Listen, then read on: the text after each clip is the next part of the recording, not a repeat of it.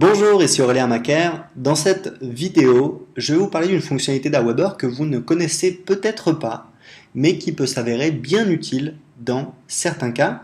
C'est une fonctionnalité qui va vous permettre automatiquement d'inscrire ou de désinscrire des prospects d'une certaine liste en fonction de s'ils se sont inscrits ou désinscrits à une autre liste. Donc ça peut être très pratique pour des cas qu'on va voir ensemble.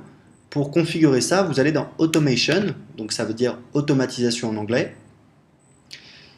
Là, donc, la liste qui est sélectionnée, c'est ma liste des gens qui sont inscrits à mon blog readmeandfamous.com. Donc, cette liste s'appelle RMIF-newsletter. Vous allez pouvoir définir des règles.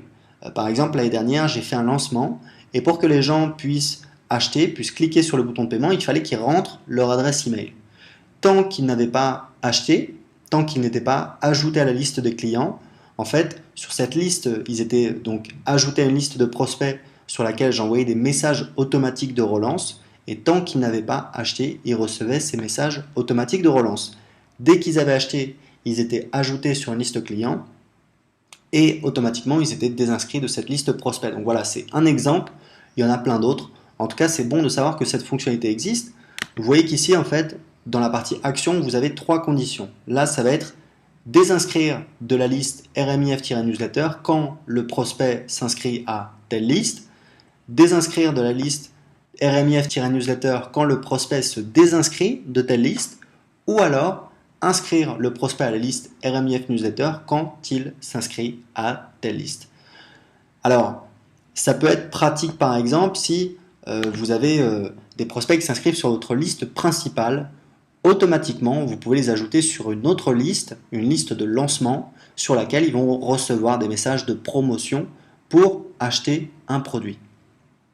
Il y a pas mal de possibilités. Je pense que ce qui est intéressant pour vous, c'est de savoir que ça existe. Le jour où vous aurez besoin de faire quelque chose d'un petit peu plus compliqué, vous pourrez toujours faire appel à cette fonctionnalité. Mais en attendant, je pense que les deux principaux avantages, ce sont le premier, c'est que vous allez pouvoir communiquer de manière beaucoup plus fine avec vos prospects. Vous allez en fait pouvoir automatiquement les basculer de certaines listes à certaines listes.